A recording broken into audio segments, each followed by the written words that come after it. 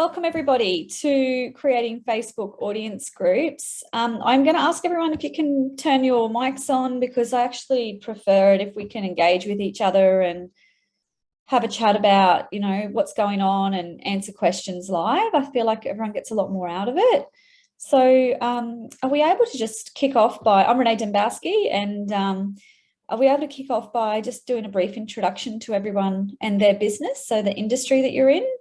And also if you've run Facebook or Instagram ads in the past. Diane, did you want to start?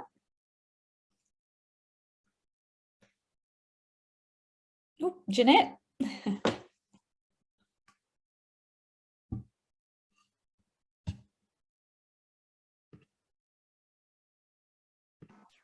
Can you hear me, Jeanette? Sorry.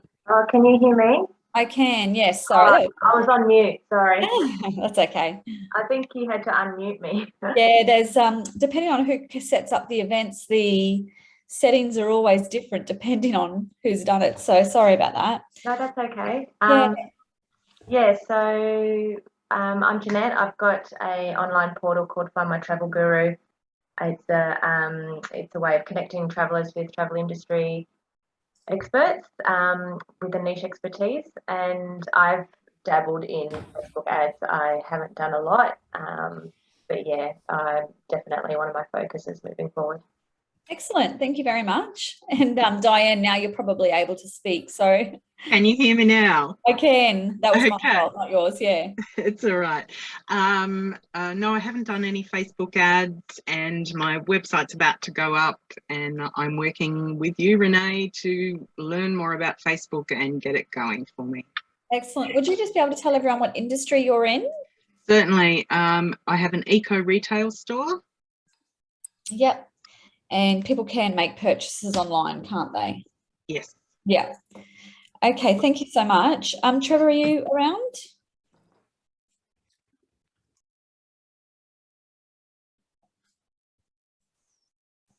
Trevor? Sorry, can you hear me? Yep, I can now. How are you? Okay, sorry about that. That's all right. Yeah, so Trevor Yardley. I'm in the wine industry. I promote wineries, vineyards and wines of Western Australia, and also wine tourism within WA. So I've got, I've been going for a little while now, maybe close to a year. My website's up and running, still evolving, and excuse me. And I have done a number of Facebook and Instagram ads and things. So I'm hoping to get a bit more in depth today, particularly around building target audiences and things like that. So. Yep, excellent. No worries. Have you done it before? Played around with the audience side of things? A tiny little bit, enough to be dangerous. Excellent. Thank you for that. And we have Mary. Hi. Hi. Yeah. Good morning. I'm Mary from Cairns. I have small yoga studio. I have that studio for 4 years, and I'm doing a Facebook live every day, and put the picture every day from the classes, but I would like to know how to reach to my target clientele more effectively. That's why I'm here. That's all. Thank you so much, Mary. Thank you. And last but not least, we have Jennifer. Hello, I'm a wellness consultant, and I did few ads with Facebook, not very successful. That's why I need to learn more about it. Yeah. So sorry, Jennifer, what was your industry? Wellness consultant. Wellness consultant. How do you deliver your services? At the moment, online only. Yep, excellent. So obviously when we deliver online, we've got a much broader audience that we can deliver to. So that makes it a lot easier when it comes to our audiences and, you know, creating large audiences. And Mary, I know, is in Cairns. So I'm also based in Cairns. It's a smaller region. So that's where it can get a little bit tricky when we've only got a small pool of people. However, we can still obviously take advantage of Facebook advertising and audience groups, but it just means that we've got access to a much smaller group when we deliver face-to-face. So from there, I just thought I'd give you a brief introduction to offer that anyone who's not on the mentorship program, there is 7 hours of personalised support available, and 3 hours of that will be through one-on-one consulting, and 4 hours needs to be completed through workshops and webinars like this. However, you can access workshops and webinars, unlimited number, free of charge. So just something to keep in mind if you haven't actually signed up for that program. But welcome everybody, no matter how you got here. That's good to have you. We've already done the introduction, so it's always nice to get an idea of what industry people are in, just because that really does, like I said, affect the audience sizes, as well as the type of audiences that we're going to create within Facebook. So just a brief outline of the structure, just for anyone who, it can be a little bit confusing to think about how everything sort of feeds in together and where it fits. But with Facebook, you've got your personal pages, and your personal page will always be used as the entry to your business portal. A lot of businesses create shell profiles, so pretend personal accounts, so that they can use that to sign into their business. It's a really bad idea to do that, especially because Facebook's cracking down big time on fake accounts, and also really tightening up their security. A lot of businesses also will have a shell profile where everyone in the workplace will use that to sign into the business account, thinking that that's a secure way to do it. It's not. It's very unsecure, and it's not a good idea. So if you can get rid of any shell profiles you have and only use your legitimate personal profile, and that should also be your legitimate name as well, which is the way your name is displayed on your identification. Just recently, I've got a really great, what do you call it? Like, I guess, track record with Facebook. I don't have any breaches or anything, but they detected unusual activity and asked me for my ID. Luckily, my actual personal profile is in my actual legitimate legal name. So I was able to give them my ID and they could see that I was the owner of that account. Whereas somebody else I know, they call themselves an alias on Facebook and they have lost access to everything because their ID does not match that. So they see that they're basically fake and untrustworthy. So now they've lost that, their portal to their business, the entry to their business, ad accounts, everything. Then you've got your groups, which are connected to your personal, and you can engage as a person, or you can actually engage with businesses through groups as well now. Groups do not have the ability to advertise, but you can get great analytical data from them. Obviously, you've got your business pages. They're fantastic for advertising to try and attract new customers who don't already know about you. And you've got Facebook Business Manager. That's like a suitcase that holds all of your Facebook and Instagram assets together in one place. For anyone who's not set up properly with that, I would recommend that as an absolute priority before you start spending money. We do have workshops on that, so register for that one and complete it. Also, when we go through that workshop, we talk about setting up and installing pixel codes and authenticating your domain with Facebook and conversions API. So all of those things are really important before you start spending money. And the reason being is that we want to make sure that we are tracking and capturing the data of anyone who's on our website so that we can create them into an audience on Facebook, which is what we're focusing on today, and retarget them through ads. And that's where you really start to see great results with your advertising on Facebook and Instagram, but you can't capture their data until your pixels are installed. Then you've got Business Suite. Now that is different to Business Manager.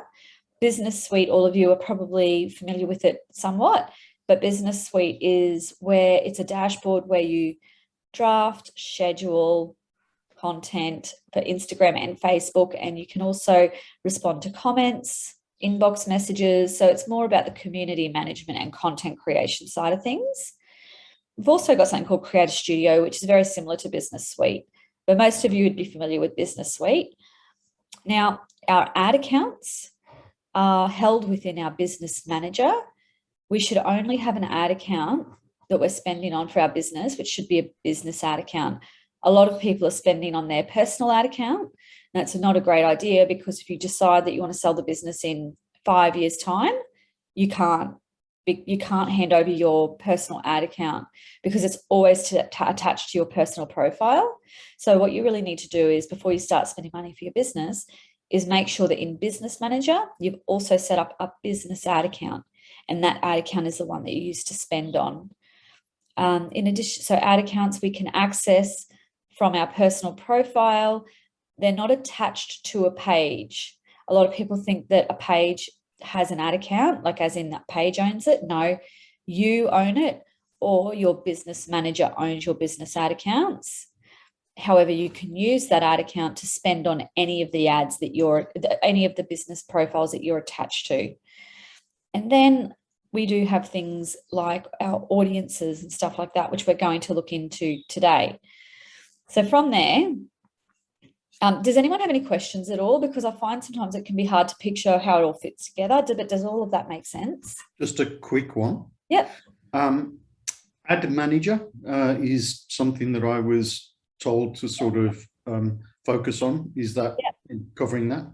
Ads manager? Yeah. Yes. Ads manager, yeah. Correct. So with your business manager, you know how I spoke about the one that's like a suitcase that holds everything together? When you're inside your business manager, you can access your ads manager from there. You can access your page from there. You can access your events manager from there. So the business manager is like a hub where you then can get redirected to any of the services you want to use. One of those services is ads manager. Another one of those services is events manager, which is where your pixels are held. Another one of those services are our audiences, and we're focusing on our audiences today.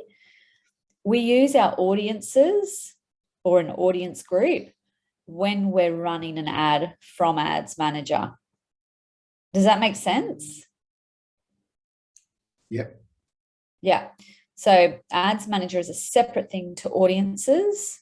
However, we access our audiences when we run ads from Ads Manager. So I'll show you what it looks like when we're actually in the physical back end of the dashboard as well today. So what are audiences? So there are over 4.2 billion monthly active users on Facebook and Instagram combined. Facebook purchased Instagram, which is why we talk about Facebook and Instagram now, because a lot of the stuff that we do now with Facebook and Instagram, we can actually run as a collective. So we can use pretty much all the Facebook services to advertise to the Instagram products, such as stories, Instagram feed, Instagram shops, etc. With such a large audience, it's really important that we only target those people who are interested in purchasing our product or service. The reason being is that it's very easy if we don't really niche down to our audience to waste money. If we're targeting 13-year-olds and we're an alcohol company, it's illegal, but they're not going to be buying our products. So we're wasting money on people who are never going to buy our product or are not buying our product now. So what we want to really do is hone in on those people who are going to be buying our product, because that way our budget is better spent and we've got more chance of converting. So that's why having audiences set up really neatly and it's really important. And through the Facebook and Instagram Ads Manager, you're able to target your customers whether or not they have engaged with your business before. And so there are different types of audiences depending on whether they're new people who don't know about you, or new people who've just heard about you, or people who know about you and you keep attracting back to purchase again and again. So what's on offer with regards to the different audience types? The first audience type is a saved audience. And that's where our buyer personas come in handy. And we did do a workshop on buyer personas. So a saved audience is where we sit down and we say, oh, okay, so we really want to sell this pair of Nike shoes, say. They're the new basketball limited edition Nike shoes. So what do these people look like? What would someone look like who's going to buy those Nike shoes? They're probably going to range anywhere from about 8 years old to maybe, we might have customers who are 65, but we're better off spending our budget to customers who are maybe 45, because that's probably the highest likelihood of purchase. Although we want to, maybe the people who are actually going to physically purchase won't be 8-year-olds that don't have any money. And they're not on Facebook. So obviously we're going to target their parents. So let's start at maybe 25 to 45-year-olds. Their interests are basketball, sport, fashion. They do this on the weekends, they whatever. So we start really fleshing out what they might look like and what their interests might be. And that's where we basically have a guess based on what we already know about our customers and what we know about the brand that we're trying to match them with. And we can really, I guess that's very customizable. We can pick and choose what we want to target there, but it's us having a guess. Custom audiences is the second type of audience. Custom audiences are people who have already engaged with our business in some way. That can either be through visiting our website. They might have visited our website and looked at any URL, or they might have actually looked at that specific pair of shoes on our website and put it in the cart, or they might have abandoned cart, or they might have purchased. So we can actually find those people. They might have engaged with our Facebook page or our Instagram profile. They may have just visited it and not engaged. They can also be people that we have as a database, like an email database of people who have shown an interest or signed up for our e-newsletter. We can target all these people through Facebook and Instagram. What we do is we say, Facebook, and this is what we'll do through our audiences, these people have already engaged with our business through website or through this or that. There might be 500,000 people. Can you please find those people and see how many of those you can match to Facebook and Instagram profiles? So then it'll go away. It'll take, maybe 24 hours to create that audience, and it'll come back. It'll go, your audience is ready. So then you can advertise to those people that they've been able to match with people who already have shown an interest in your business by engaging with your website or profiles or your database or whatever. Then you've got the third one, which is, so obviously the first one's very broad and it's a bit of a guess. The second one's very targeted because we know they already know about us and they're interested in our product or our service, or they've been checking us out. Number 3 is a lookalike audience. And what we can do with a lookalike audience is we can actually say, these people from our custom audience who've already engaged with our business and that you have matched with people on profiles on Facebook and Instagram, can you find anyone else who has a similarity to that audience? And I want them to be as close as like only a 1% difference or a 2% difference or a 3% difference. You can adjust that. And then you can say, find anyone else in Australia who looks like my custom audience. So then they might come back and go, okay, out of your custom audience of 5,000 people, we've found another 500,000 people in Australia that I've got a very, very close similarity to the people who are already your custom audience. But you can also go find people in the United States of America or New Zealand or whatever. So you can expand into other countries. The other thing you can also do with that is when you're ready to advertise. So even though we can only drill down to country when we say that look like my audience in Australia, we can't go down to Cairns or Queensland there. That's fine. We collect the people in Australia. Then when it's time to run our ad and we choose our lookalike audience, so we want to choose our lookalike audience of website visitors who are based in Australia, but only target those who are in Cairns, Queensland through this ad. So they're the sorts of things you can do. So does anyone have any questions? I'm just going to stop and ask along the way just so that I make sure that everyone understands each section as we go through. Does that make sense? Yep. Cool. Any questions at all about the different audiences or anything? No. Sounds like it's perfect for what I'm trying to get. Excellent. Because Trevor, your product would be available to purchase online, wouldn't it? Yes. Mm. Only online. Yeah. Yeah, you can see why it's extremely valuable for something that you can purchase online, like e-commerce and stuff like that. Hey, so I'll give you guys an example. And for those of you who have already worked with, you probably remember this example that I've used because I love it. I think it's a really good one. So I've worked with a fitness subscription business, and they would, and they're very well known, great brand, they would on average get 20 new subscribers to their fitness subscription model a day on average. They wanted to increase subscriptions, so they came to me and they said, you know, can we please run an ad? Want to increase subscribers? So they had a lot of website traffic because they've got such a strong brand.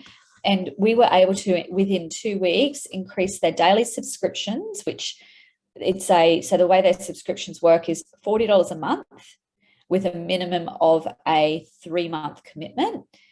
So we were able to increase from 20 subscriptions a day at $40 a month to 100 a day, so an additional 80 a day, which meant that on top of what they were already making, they were getting an additional $96,000 with a minimum of a 3-month commitment, so 96,000 times 3. And that, let's say that's if everyone subscribed and finished on that 3rd month. So that cost us $4,000, and that was through doing retargeting ads. And so that's a really great example of how that has worked. But obviously for them, it's probably a really extreme example just because they had such large website traffic. I think it was about 900 and something thousand in the last 28 days. So when our website traffic isn't huge, in order to be able to create an audience from our website traffic, we need to get traffic to our website to capture their data. So that's where you might start thinking about your funnel, which is what we're on here now. How do we get as many people as possible to our website so that we can track them through the Facebook pixel or conversions API? So that might be our number one goal, especially if our website traffic is low. Then we might need to try and get them. That's just an awareness thing. We just want them there, just land there so we can get their information. Next, it could be a consideration thing where we start talking about the benefits of our product compared to other products in the industry. It might be that it's preservative-free wine, you know, just educating people on, you know, why yours is different, why you're an industry leader. Creating desire, that might be things like, you know, these are some great Christmas cocktails that you can make, like sangrias that you can make in the lead up to Christmas. Look how beautiful it looks, make it look amazing, where people start to desire the product. And then decision could actually be something where it's a Christmas offer where they might get a case of 6 wines, get 6 for the price of 4 or 5 or something like that. So we're trying to drive them to decide. But what's happened here through this funnel is that the decision, we're retargeting those people who've been aware, considered, desired, because they've been checking out our website, checking out our social content. We know they're interested. We know they want it. How do we make them decide? We retarget them. So next time they're on Facebook or Instagram or maybe on 9 MSN News, they see our ad turn up in their timeline with that discount and they go, yep, buy. Then how do we retain them? It could be a VIP membership where they're the first to know about certain products or offers. So that's sort of where our funnel kind of works with our audience groups. So the awareness would be definitely our saved audience, which is our buyer persona where we're guessing. Consideration or interest and desire could be our custom audiences, people who've already engaged with us. That could be the next 3 tiers actually, but they can also be saved. So they can, the top 4 can be saved as well as custom, but then that last 2 will be definite, because you can have 2 different audiences or 3 different audiences that you're targeting at the same time. Those last 2 would be our what do you call it, custom, and maybe, no, that'll be our custom audience where we're retargeting people who've already looked at us. Our lookalike would be definitely also the top 3 tiers, but we couldn't really do a lookalike until we create a custom. So we might need to wait before we create the lookalike to push them over to the awareness stage again. So it's sort of like a big wheel cycle. It takes a little bit of time to sit down and really sort of map out where people will fit in and at what stage you'll create those audience groups. And that will change depending on the product and timeline, of course. So what does it actually look like? For us to go in the back end and put this into practice, I'm going to show you guys what it looks like in real time. So I'm going to show you the Facebook Business Manager just so that you can see how to easily get to your audiences as well. For those of you who haven't set up Business Manager yet, I'll show you the URL. So the URL is business.facebook.com/ads manager/audiences. But now what we're going to do is we're going to physically go in there together. Okay, so I just want to make sure you can see. Okay, can you all see my Facebook here? Yes. Great. So if I've got a Business Manager account, I would go to business.facebook.com/settings. So from there, I'd go into my actual business that I want to work on. So I'm going to go into a business, which is a brand new business today. So there's not going to be a lot of data in there, but it's mine, so it doesn't matter. So I don't want, just so I'm not showing other people's internal information. But so yeah, there's not going to be a lot of data, but that's kind of good because we can start from scratch. So in here, this is our Business Manager, our suitcase that holds all of our Facebook and Instagram assets together neatly in one place. I have my Facebook pixel installed on my website, and we can see here there are a few different pixels that I can choose from. Yes, it's on my, it's green and it's tracking, so it's working. I also have my domain is also authenticated with Facebook. So there it is there, Content Monarchy. It's verified, it's authenticated. I need that to be verified in order to be able to start running things like retargeting ads and stuff like that. So those are two things I think it's really important to make sure you've got set up properly before you start running ads that are driving traffic to your website. Because if you're driving traffic to your website without having those things set up, you're not able to capture the data of people there. So it's a bit of a wasted opportunity. If you haven't got that set up or you're not sure, then I would recommend coming to the Facebook for Business Are You Set Up Right workshops. The next one, I'm not quite sure when the next one is. Actually, let's have a quick look now. Oh, does anyone want to have a look when the next one is, or just email me if you do and I'll send you the link.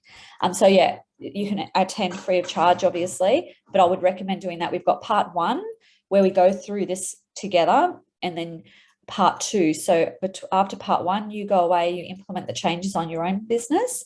And part 2, we come back together and I go into the back end of yours and physically look at it to make sure it's all set up properly.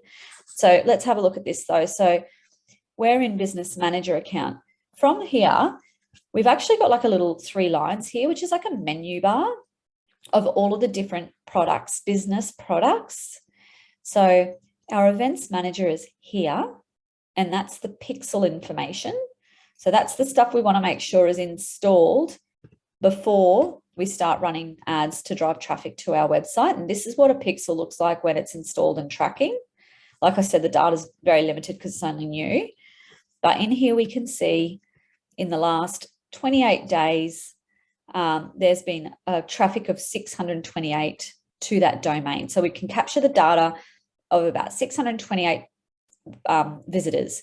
Now with that, that's probably all me and my web developer, really. But once I've literally just started running an ad today, so now hopefully that will increase, and it will be people whose information I want to capture and to send ads into their timeline to help them make a purchase.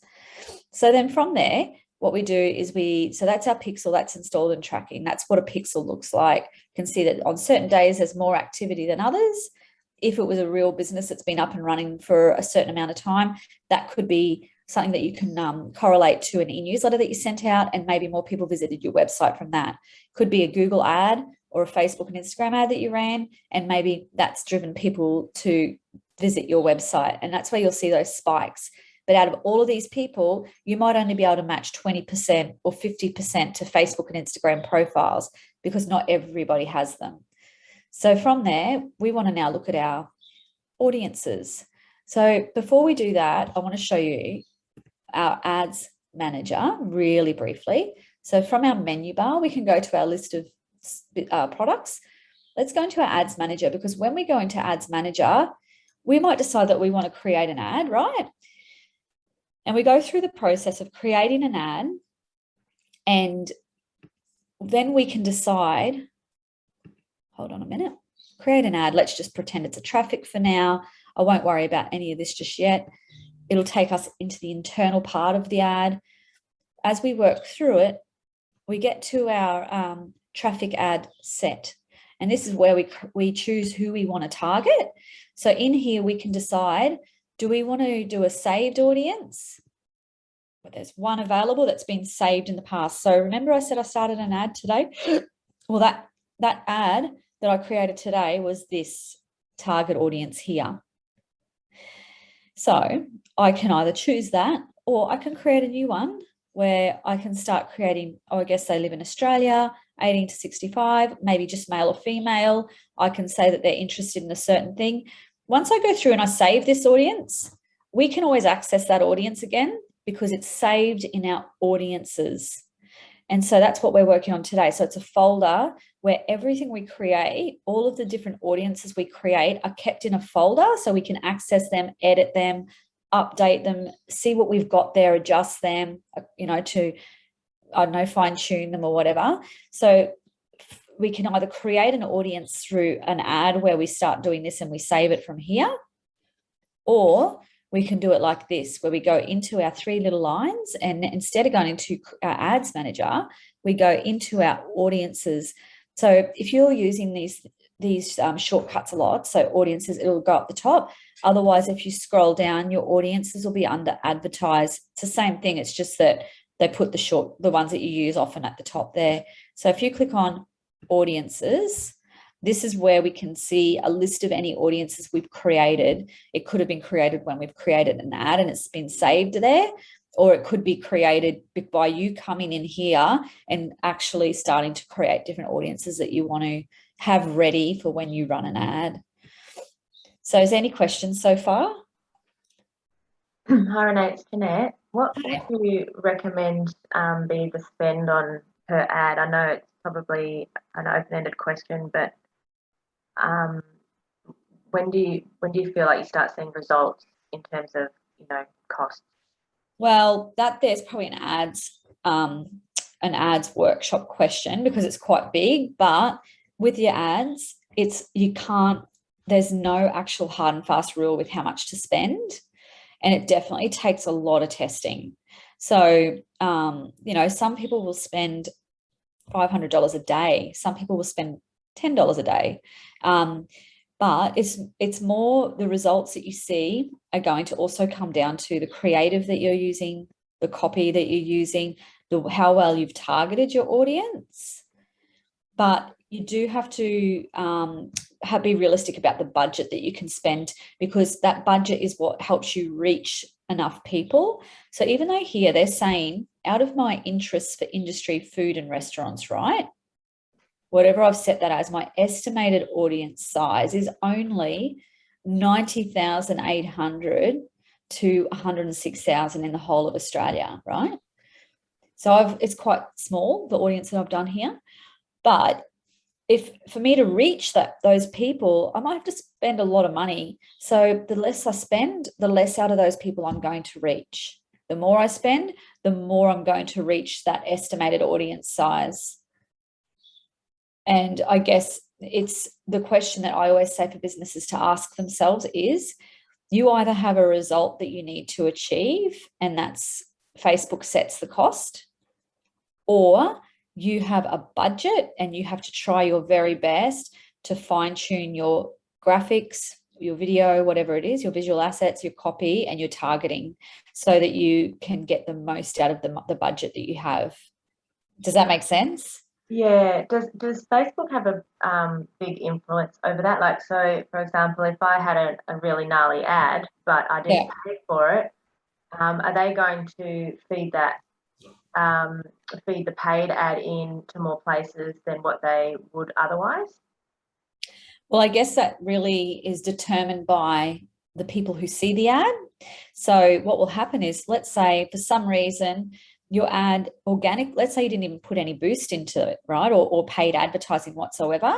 You just do a post and immediately someone's commenting and engaging. Automatically Facebook's like, oh, this page or this ad or this post or whatever is actually something that's getting a little bit of attention here. So then it might push you to more people, and then it might be their family or friends. then someone else comments and pushes you to more people, and it snowballs. So that's organically, that would happen anyway. With an ad, they will then start to determine, you know, who they're going to push you into depending on the audiences that you've set here. But the money, the budget that you spend is what determines that. But they can't make people engage or click or anything like that. It's up to the way about the quality of your content then. Like, they're doing their job by pushing you into news feeds. If people don't click, then that's something you need to then reflect on and go, is this content crap, you know, that people, or is my offer no good? Or am I driving people to my website and they're not buying because maybe the actual ad doesn't match where they're landing? So it's not kind of a good match.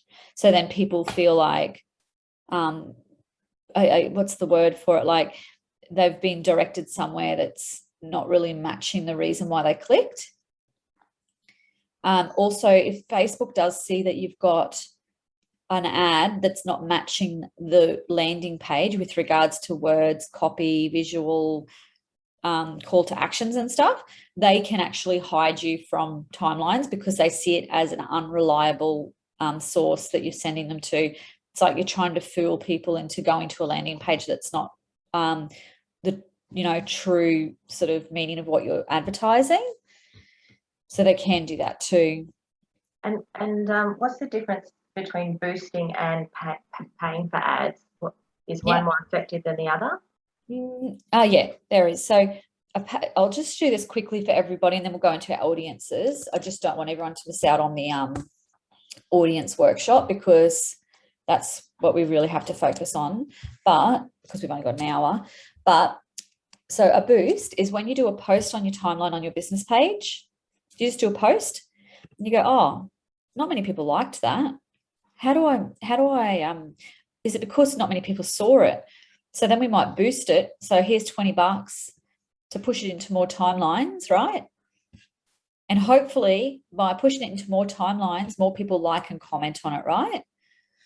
And so that's what a boost is. And like they call it a vanity metric, where it's more just about making your post look popular. So let's say this one, it organically got good reach, good likes, lots of comments, just without paying for any boosting. So I wouldn't bother about boosting that. I'm not trying to sell anything here. It's just a post to get organic engagement. That's the same. That's the same. That's the same. So I haven't boosted anything for quite a while. However, this here, this is an event and we only reached 238 people organically, but we needed people to know about this event. So we boosted it. So then we reached more people. We might have got more responses. Yeah, so that's sort of what it's about. It's not really getting huge results. Like this one here was boosted. There was no real purpose for it. It might have been that I haven't posted for a little while, so my posts are falling off the timeline, off people's news feeds, I mean. So how do I get back in there? I might need to boost to my target audience, because when I boost and then they start engaging again, then Facebook will start pushing me back in there organically because it sees that audience is interested in my content. Whereas an ad, on the other hand, an ad is something where we can choose different objectives. So it's about, do we want to get more brand awareness or reach or traffic or lead generation? Do we want to collect people's email addresses so that we can add them to our database, or inbox messages, or conversions? Have we got an e-commerce shop where we can get conversions? Now, this is where we can do a lot more targeted advertising. We can have a lot more freedom with the visuals. So we can do dynamic creative ads. We can do like carousel ads. We can do whatever, but we can also target our different audience groups. Like there's a lot more that you can do.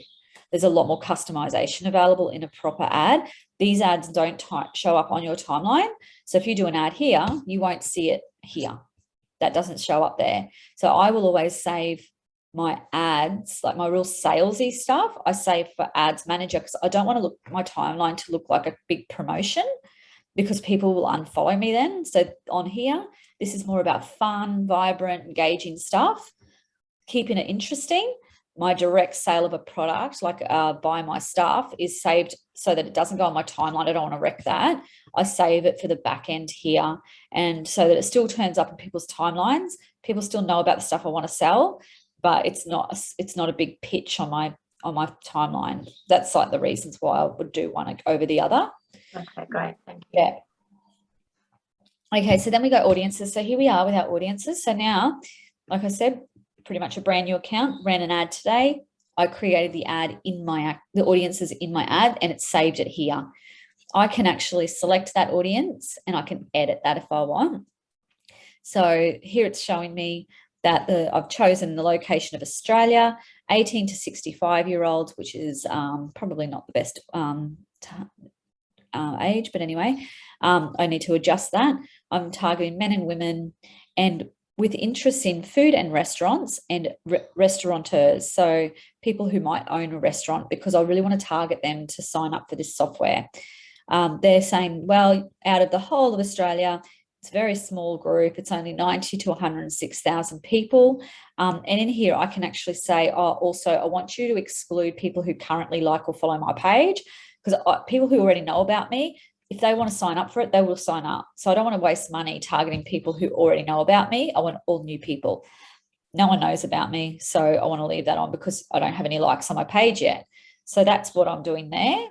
I might find that that's too niche, and I might need to broaden that. And so I might pay to reach a lot of people, but only the interested people are actually going to click through to the product. So that's where my pixel will be important on my website, because if people don't own a restaurant and they see this ad pop up, I'll show you. Where is it? This one? Yeah.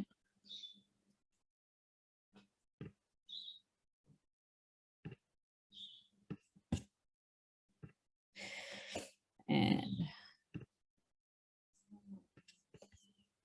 there we go.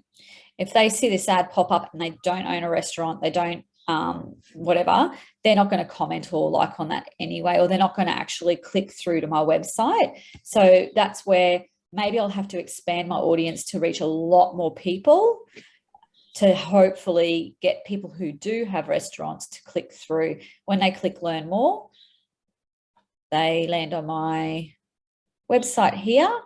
And now I get their information. See, I've got a pixel installed, which is capturing anyone who views this page. So that's what I'm trying to get. And then through that, I can create a custom audience over here. So that's my saved audience. So let's pretend this ad has been running for, a month, and I've had traffic of, 600,000 people come across to my website. Those 600,000 people, there's highly likely that they might have a restaurant or a bar, because that through this ad, they've seen that it's a bit for cafes, restaurants and bars, because that's what it says here. It talks about posting on socials. So hopefully I've weeded out those people who are not interested in that, because they won't click through to my website. So now let's see if we want to collect people who've been to my website. That's where I would now go create an audience, and see in here we can see saved audience, which is what I've created already, custom audience, or a lookalike audience. So if I was to click on saved, this is what it will take me to. Exactly what you saw before, where we select, we're guessing, yeah, they're in Australia. I reckon they're between this age. I think they're men and women. You might be targeting a Japanese community. So that's when you would put a language in. Otherwise, you wouldn't put a language in. Detailed targeting, where you can search for a name. So let's say cafe. And so you might go, okay, what can I find for cafe here? Here we go. Oh yeah, so we can start selecting cafe. That might not be relevant though, because just because they are interested in Hard Rock Cafe, that could be because they're actually enjoy the food and they're a customer, not a business owner of Hard Rock Cafe. So you got to think about it from who you're trying to target. Be careful which audience you select. I did have a agency once who got me to do all their digital advertising for them, for their clients, and their clients was a truck company. And so their admin girl said to me one day, she called me out and she goes, how come when you do an audience, you can only get, let's say the figure was 500,000, but when I do it, I can get 600,000. Why is my audience size better than yours? And she'd sort of called it out in front of management and everything. And I emailed her back and I said, well, we're promoting prime mover vehicles here. So like trucks, big trucks, prime movers. Part of your targeting, you've included like people who are interested in clean, like environmentally friendly modes of transport. I said, so you are targeting a whole group of people whose values are complete opposite to prime mover vehicles, big trucks. So I said, so you're paying to target people who are more interested in maybe a Tesla, but also who find it offensive or, you know, don't like people who are using fuels and stuff like that. And she's like, oh, okay. And I said, so yeah, got a bigger audience, but definitely not people who are going to be happy to see your posts or your ads, you know. So that's why you got to be so careful with that, because also it's a waste of money. So this is where you do your saved. You can also go into browse, and in browse, and here we've got where we can target demographics. So let's say you're a daycare center and you're trying to get more enrollments. You can actually go into parents, all parents, and you can target people with babies between the ages of 0 to 12 months. Then you can even drill down further, 3 to 5 years. And so then your ads will only deliver to those people. There's no point delivering to, you know, even if you set your age from 18 to 40, some of those people might not have children. So that's why it's good to bring down here and really niche down to people between those ages who have children who are 0 to 12 months or 3 to 5 years or whatever. So we know that the budget we're spending has more likelihood of getting the conversions. Otherwise, you might find that you might have great reach and clicks or whatever, or maybe just great reach, but nothing's actually converting for you. Because obviously when your budget's limited, it gets very spread out against, a lot of people who are unlikely to buy. So now we're going to have a look at so that's a saved. This is a custom audience now. So custom audience is people who've already engaged in your business. So we can select, so let's actually use the example of a website. So we might want to go, okay, we want anyone who's already engaged with our website for this one. Next, but down here you see you can go customer list. So that's an email database. Offline activity. So that's like customers that you might have that are not, that are offline. You've got Instagram account, an event, anyone who's engaged with your event, anyone who's engaged or visited your Facebook page. There's a lot of different options there that you can actually, anyone who's filled out one of your lead forms before from your lead ads. But let's go website for the purpose of this exercise because we've got a lot to fit in the next 10 minutes. We'll go next. And what we want to do is we want to say include people who meet any of the following criteria or all. So I'm going to say any. Source will be the Content Monarchy pixel. So remember I was talking about it's important to have your pixels installed on your website. Otherwise, so that's the pixel that I've got installed on my website right now. And we can see it's green and tracking. If it's not, it will be red. So you'll know there's a problem and you might need to look at getting that fixed up before you start doing this. I want all website visitors. Because my business is so new, I'm going to need all website visitors. I'm not going to have enough traffic. They won't be able to collect an audience at all. And actually, right now for me, all website visitors for the Content Monarchy, they're not going to be able to, there's not going to be enough data even from that. But let's just use that as an example for now. But you can actually go down to people who visited specific web pages. So that's where you would actually put in a URL. But the URL might be www.contentmonarchy.com/pricing. But you can actually just say the URL contains pricing, just in case there's like a typo or you put an extra / in there. Retention. Actually, that's the other thing. So events. So when you do a pixel, you set up events that are important to your business. So for me, an event that's important is if someone views a page, and if someone initiates the checkout, or if someone adds an item to the cart. So they're 3 very important events that I want to track on my website. Hopefully I'll get some of those things happening soon. But we're going to say people who visited, all website visitors. From there then, retention means in the last 30 days, anyone who's visited my website, any page in the last 30 days. We can actually go up to 180 days past, but because my pixel's only new, I'll show you that, hold on. And it was only installed on the something of November, I think. It was actually only installed on the, say, the 2nd of November. I can't go back 180 days. And that's why it's important to get that pixel in now. You might not be ready to advertise for another, 6 months. But if you wait to install your pixel until then you've got to wait another 180 days before you can use it, or another 30 days. So install it now. So it's always there. So as soon as you're ready to run an ad, you might be ready tomorrow, you know that you've got 180 days worth of past data that you can call on. So from that, all website visitors up to 180 days, you can include or exclude people. So I can go include or anyone who has had, so you can add, you can build on that one thing if you want. But if I've got all website visitors, well, that's all I need, because they're all going to be included anyway.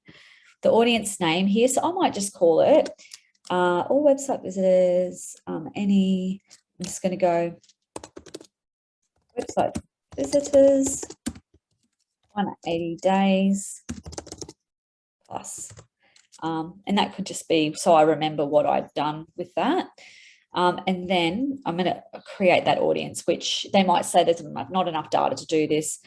But what they say is, okay, so they've created the audience. It's going to be nothing. But from here, we can create an ad to target that audience or another custom audience, or create a lookalike audience from that custom audience.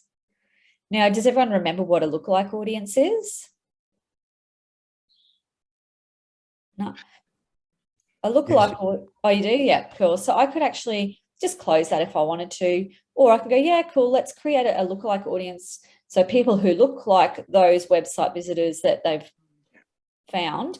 It does take a little while for a custom audience to be created. Even though they said they created it, it'll say pending for however long until they've collected all that data. So you will need to give it some time. So select your lookalike source. So they're saying, okay, from here, you've got your business, your pixel ID. These are all the different sources that I can select. I'm going to go my pixel ID. That's fine. Can't help that. So you know how, where's my conversions API on in there? You know how there was that iOS update? So it's helping for security and stuff like that. That means that we can't track a lot of people through pixels because of that iOS update. So everyone gets this warning up the top here. So I want to just double check this. No.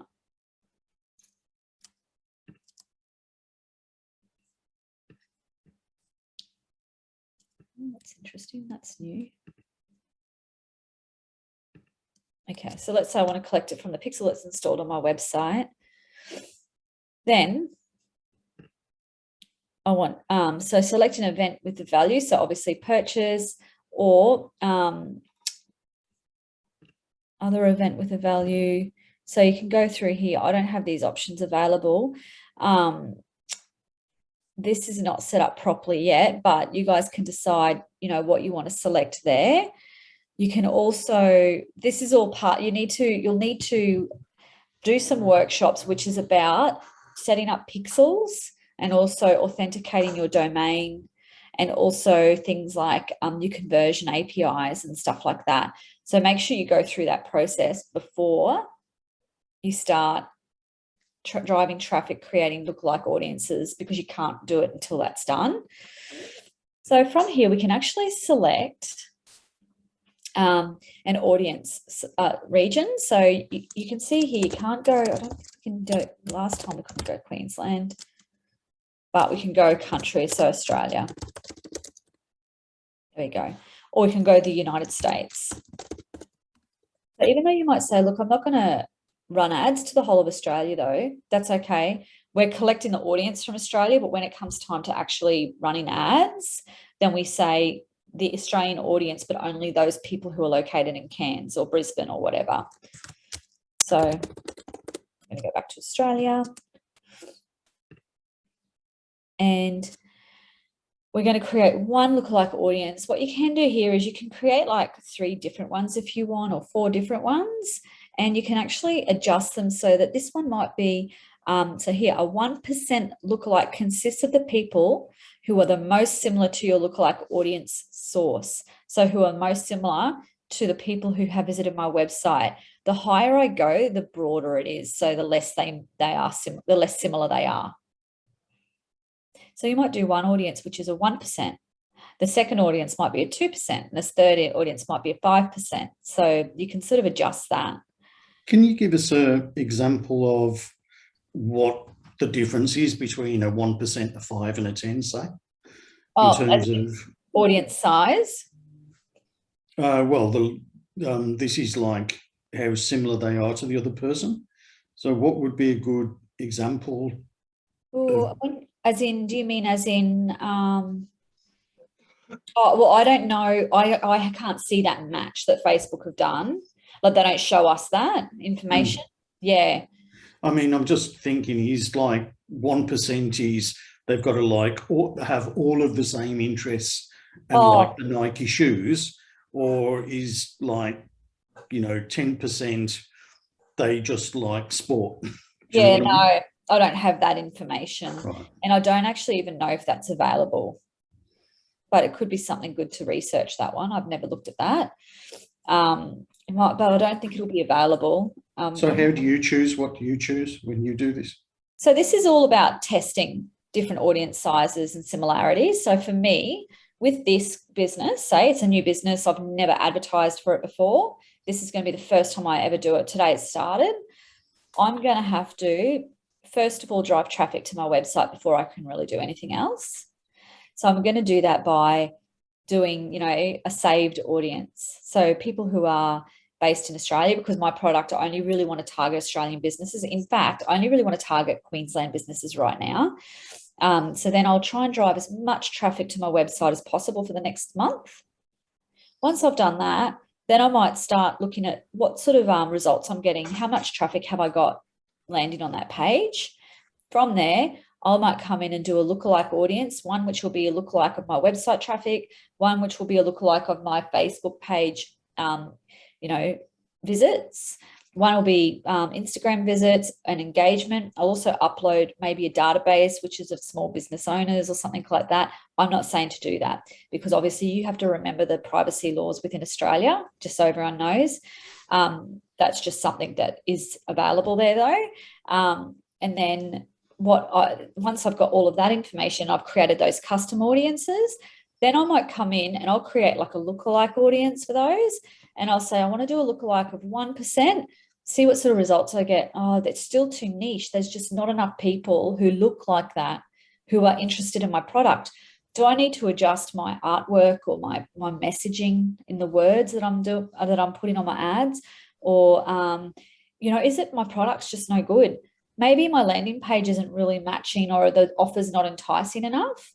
So that's when we start adjusting sizes, similarities. So as you can see here, currently about an estimated reach, so just reach doesn't mean engagement or results, of 216,000 if there are 1% similarity, or I could go a 2% similarity and now it's 431 people. They're getting less and less similar.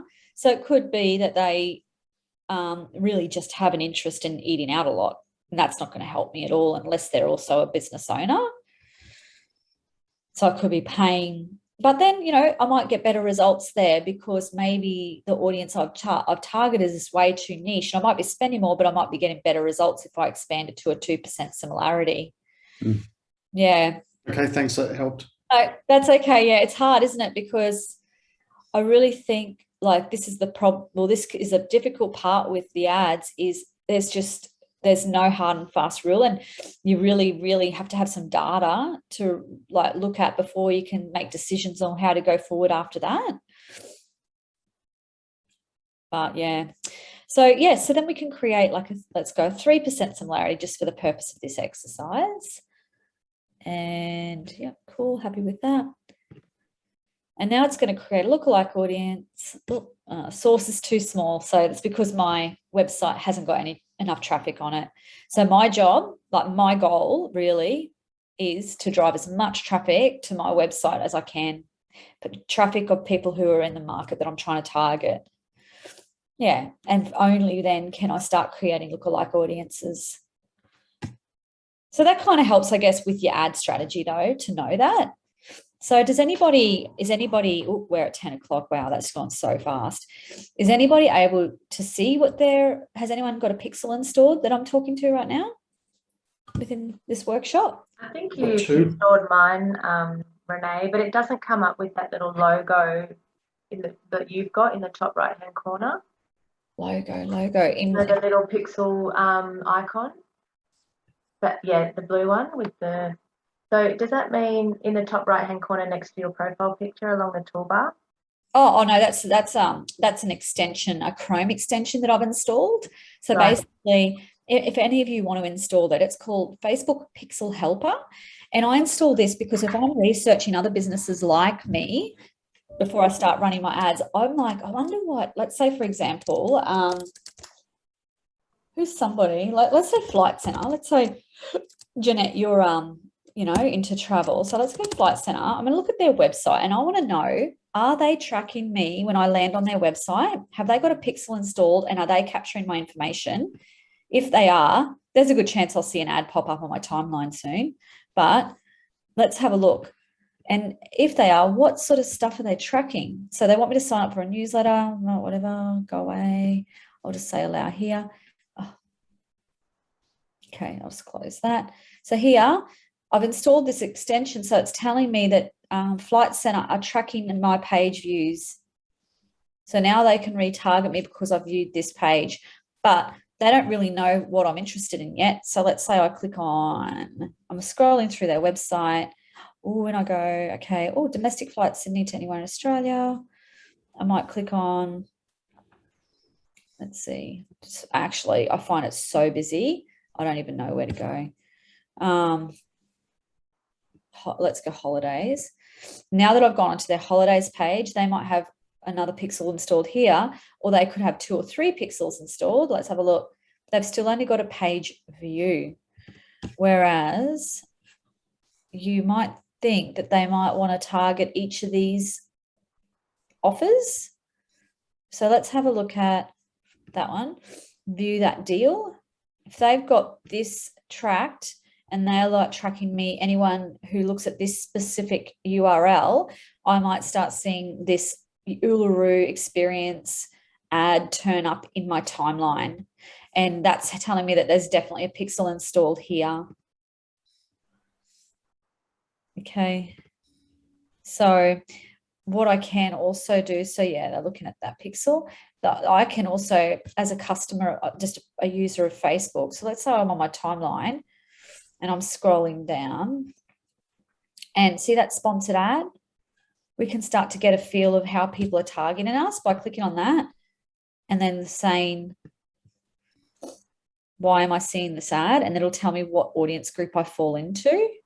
So basically, I'm over 18. A primary location is Australia. What else influences your ad? So you can go through and have a look and see how they might be targeting me there.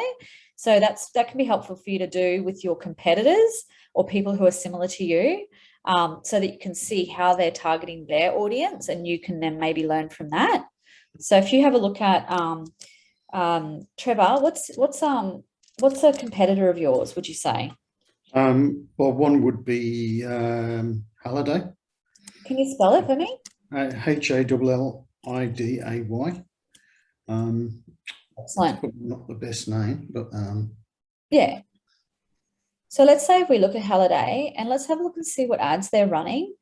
First, we'll go look at their website and let's see what they're doing. Okay.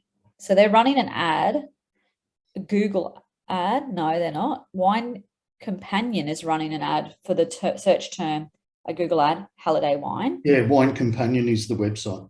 Oh, is that them, is it? Yeah. Oh, okay. There you go. So there you go. So they've got 2 pixels installed on this one. So we can have a look just to see what they're tracking event info.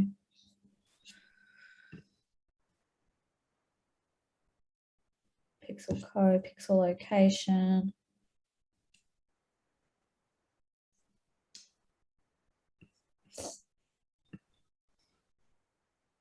become a member. So they're tracking the become a member. So yeah, just have a look in and see what they're doing.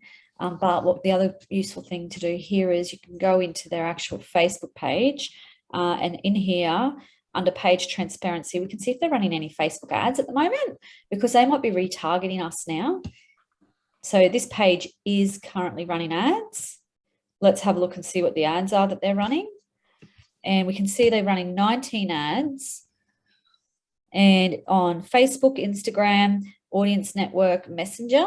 So they're the three, and these are the types of ads they're running. So James, Sorry, how did you get to that? So you go into their page, then you go down the very bottom left-hand side, usually it'll say page transparency. Yeah. Click on see all, scroll to the bottom, and it says this page is running ads. Go to the ad library. Okay, right, okay. Yeah, and it will open it, and in here it'll see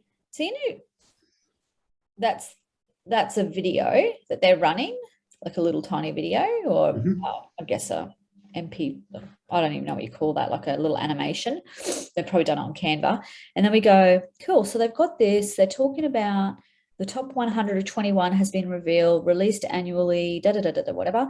Then what are they trying to get people to do? What's their call to action? And this is their ad, don't forget, for those 4 placements here. You could then maybe go and have a look at, you know, who they're targeting. If you see that ad pop up in your timeline, learn more. Let's see what they're trying to get people to do.